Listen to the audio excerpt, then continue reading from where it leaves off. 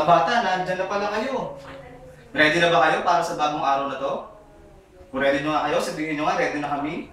Ready na kami. Ready na, ready na? Aha, aha. Okay. Isang mapagpalayang umaga muna sa inyong lahat bago ko simulan ng ating aralin sa araw na ito. Okay. Tayo ngayon ay nasa asignaturang Filipino. Bago tayo magsimula, may mga inihanda ako sa inyong mga salita para basahin. Babasahin natin ito ng 2 beses lamang. Unang salita. Chop suey. Ulitin nga natin. Chop suey. Pangalawang salita. Baduy. Ulitin nga natin. Baduy. Pangatlong salita. Kahoy. Kahoy. Pang-apat. Kalabaw. Kalabaw. Ang susunod. Baboy. Baboy. Susunod. Sayaw. Sayaw. Ang susunod ulit. Reyna. Reyna. Baby. Baby. Yan. Ang mga salitang ito, kung mapapansin nyo, may nilagay akong salungguhit. Yung salungguhit na ito yung pag-aaralan natin ngayong araw. Ulitin natin ha. Kalabaw, baboy, aw, uy, oy, aw. Kung mapapansin ninyo, ang mga salitang ito ay may salungguhit sa mga 2 titik lang. 2 titik lang ang may salungguhit. Kung mapapansin din ninyo, ang bawat unang titik ay puro u, o,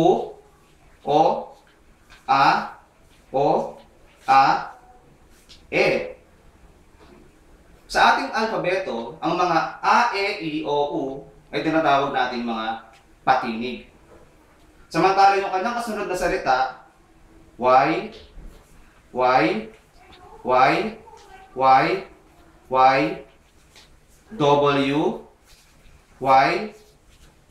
W, puro yun lang, puro Y at saka W lang.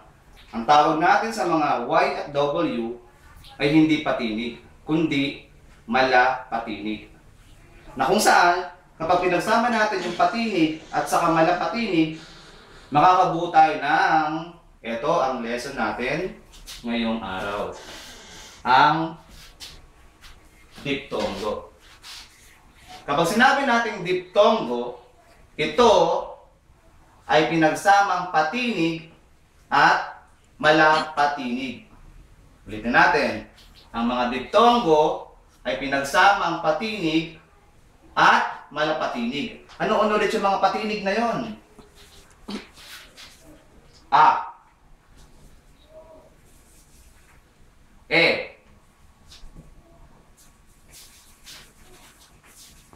O, at U. Yung mga palapatinig naman ay binubuo lamang ng 2 titik. Titik W at titik Y.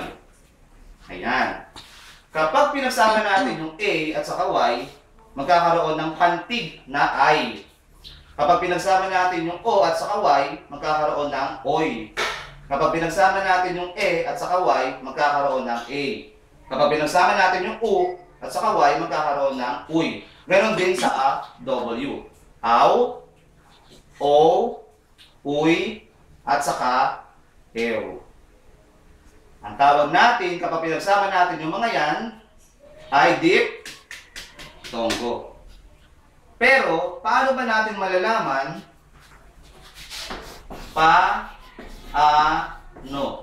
Paano ba natin malalaman na kung ang salita ay meron bang diptongo o wala? Ulitin ko.